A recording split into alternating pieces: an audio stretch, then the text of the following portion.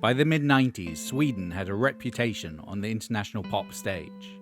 Groups like Roxette, Ace of Base and Rednecks were lightweight cheese, catchy but inoffensive. However, there are bands with a bit more heft that felt underrepresented. Known for the screaming yet sultry, boisterous yet coy, hobo-humping Slowbo Babe, Whale's short career featured cameos from trip-hop Nearly Godhead, Tricky, come-ons towards St. Etienne's Sarah Cracknell, and perhaps Too Much Visible Underwear. It's an artifact of 90s modern rock radio, where bizarre and off-kilter songs briefly barged their way into the public consciousness. But how and why? This is Alt Hit Wonders, and the story of Whale.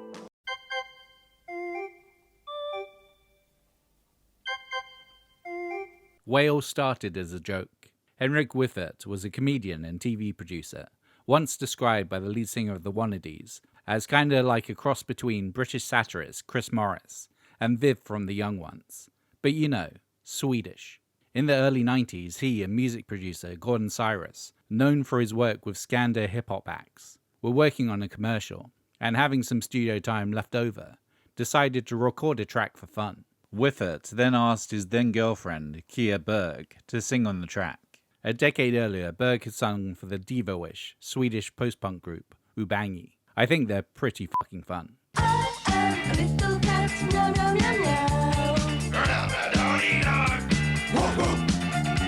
That band released a couple albums, but never really made a dent, even in their homeland. Since then, she'd been a VJ on Swedish TV, and acted a bunch. Whale was her second chance at a pop career.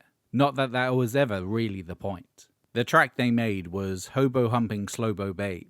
It's an interesting genre collision. The loud, slamming, bass-heavy rap-core choruses, like if Red Hot Chili Peppers covered Beastie Boys' Sabotage.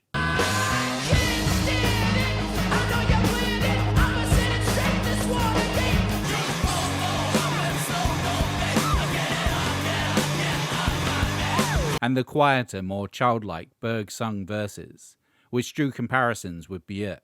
Focus on her attention.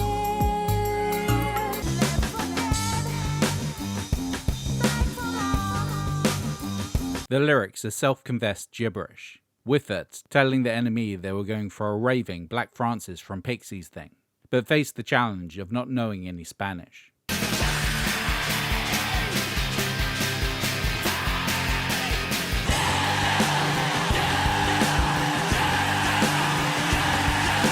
What they ended up with was a song about a rich girl who sleeps with the unhoused for fun, like a more economically disparate common people, but with way less social commentary. Wanna sleep with common people.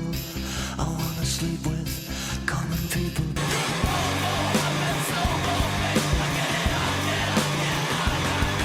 The nonsense word Slowbo was a language-based misunderstanding. I heard that Slowbo was a nickname for Chelsea girls. Hobo-humping Sloan Babe would have been right. So there's a cute Swedish misunderstanding for you. We're the crappiest lyric writers in the world. We don't pretend to understand anything about it. But people have been getting too clever in this business, so we'll just be stupid. So they made their one track. Those around them seemed to like it. They sent it around to record labels, and got signed to Warner Brothers imprint, East West. But as they only had one song, and had no intention at the time of playing live, the single failed to make any significant impact. Undeterred, the decision was made to re-release the track the next year, and the best way to promote music in the 90s was a music video.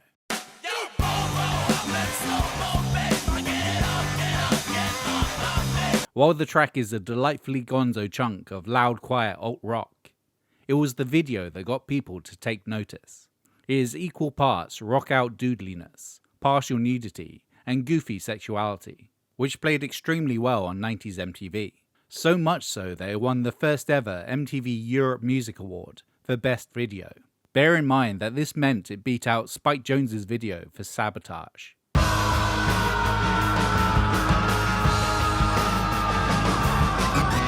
It features two guys shouting in what looks like a quarry, one wearing an orange dress, the other merely a pair of boxers. Alongside this is Kia Berg, now 30, sporting braces on her teeth, a gingham dress and Doc Martens, Her hair frizzed and she's wielding a lollipop. The narrative of the clip, if there is one, has Berg inspecting and occasionally licking the naked torsos of countless faceless men, their modesty protected solely by tinfoil skirts.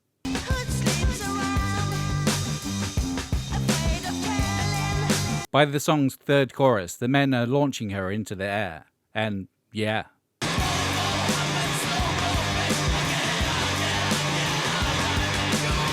Of the many reasons why this video entered Buzzbin rotation on MTV, most of them were Berg. She is very much in control with the way she is being presented, and the way she is presented is purposely creepy. It was directed by Mark Pellington, who'd already created the videos for U2's One,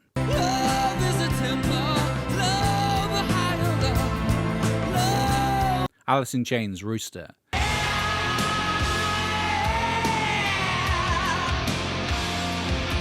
and the evocative clip for Pearl Jam's Jeremy.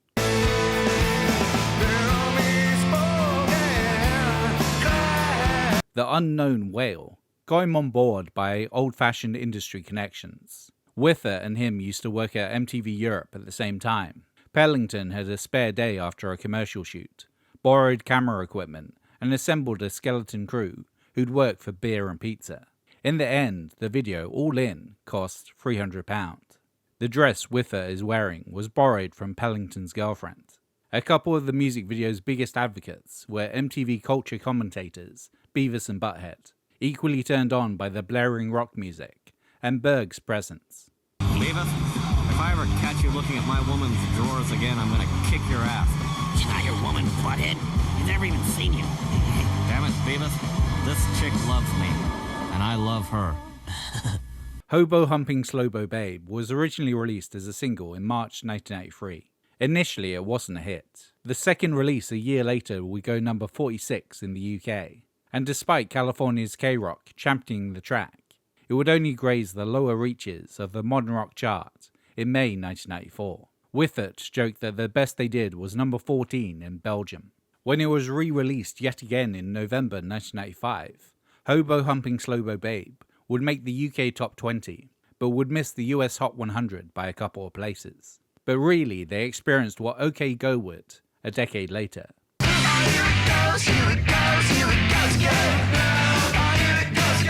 Everyone loved the video. No one bought the record.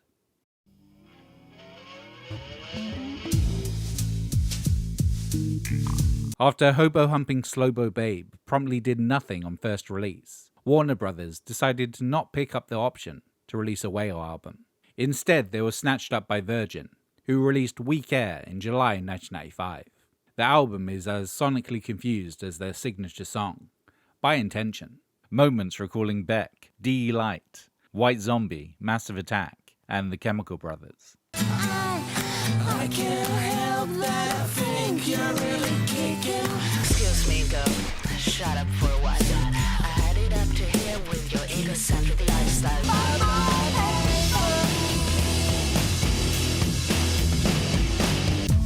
Rich brat backpack clientele. Darling, darling, darling, come on and do your thing. For the most part, it is lounge music with hip-hop beats, punctuated by driving rock music, a more hyperactive Portishead perhaps. Because the band were formed as a joke, the only real motivation was to double down on the chaos. The only plan we have is that there's no plan. We've got this yes theory. You're not allowed to say no. It's like, do you want to try this? Yes. Yes. You've just got to keep trying everything. It's much braver of us, because we're making dicks of ourselves in public. In addition to Gordon Cyrus producing, they managed to score a couple of ringers to help out in the studio. Fellow Swede Christian Falk was one. Then going by Falcon, the year prior he'd been behind the mixing desk for the multi-million selling You Saw on the Door and Nena Cherry collaboration, 7 Seconds. Living in it's not a second, we're 7 seconds away. And would later in 2006 work with Robin on Dream On. Dream on. Perhaps the biggest coup, a pre-Max and Quay Tricky features on 3 tracks: Kicking, Tries As Nice, and Young, Dumb and Full of Cum. I wanna give birth to your baby, baby, scream. Baby teeth, first up Russian with stroke, lots of touching, see you on the side. You're young, dumb, full of cum.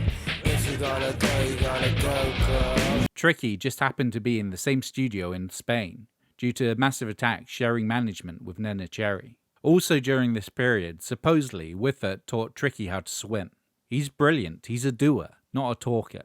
We tried to make a simple pop song, a love song, and Tricky's actually singing on it, not rapping. My physical, biological. That's a bit of a stonker. Then we did a few other songs that are very noisy and dark. Though not a single, the track that gained the band the most column inches in the UK was Eurodog. Again, pulsing sensual groove verses, He's 2 foot 3 pound, glockenspiel. alternate with in the red distorted rock choruses.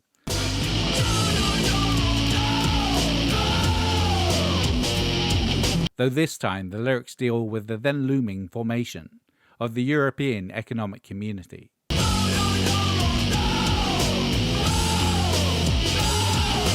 In interviews, their sentiment was that Europe was too diverse to be seen as a monolith. Cultures change from country to country. Seeing everyone as simply European seemed a funny concept. While there is a line or two to offend the occupants of various nations, notably Switzerland. As I rock you for being Swiss. The most talked about line makes reference to Saint Etienne singer Sarah Cracknell. I can't help that I wanna fumble. Sarah Cracknell up a channel tunnel. Saint Etienne were a dancey British indie pop band and were a favourite of 90s Melody Maker and the NME.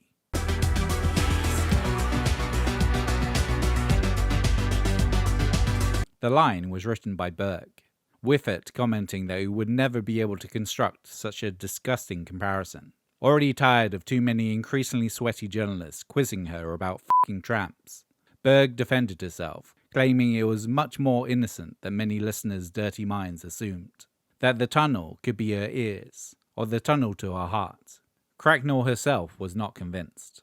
I keep hearing about that line in the Whale song. It's a bit embarrassing, isn't it? Like she's got a doodah like the Mersey Tunnel. I was quite flattered though. When We Care was released, it didn't really move the needle sales-wise. This is in spite of Whale becoming a live presence, with tours supporting Tricky and Blur.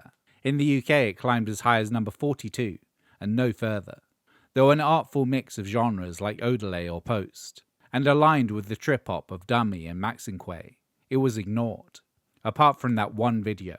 The recording of We Care had already put a strain on Whiffert and Berg's romantic relationship, and they'd split. The band would make a further album in 1998, All Disco Dance Must End in Broken Bones. Sales-wise, it did worse, and given their individual careers outside of Whale were gathering steam, they left it there. Hobo Humping Slowbo Babe remains in stasis as a 90s song, not having the enduring appeal of A Loser or Groove Is in the Heart. No one is attempting to cover it.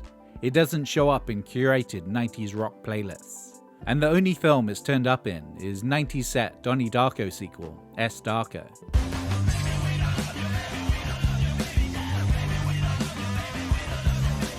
It's a slamming, slinky curio, a joke, but one that I think is still pretty funny over 3 decades later. Left for Dead, misunderstood, but we still love you, baby, yeah. Thanks for watching. What other 90s alt-rock oddities do you feel are underrated and under-remembered? Comment down below. If you like this video, like, subscribe, and why don't you share it with a couple of people? It really does help. As always, I'd like to shout out this month's new top tier supporters over on Patreon, John Cipriano and Jan Divisa. And thanks to everyone else that supports me. And I'll see you next time for a different song about trains from Birmingham than I was originally going to do.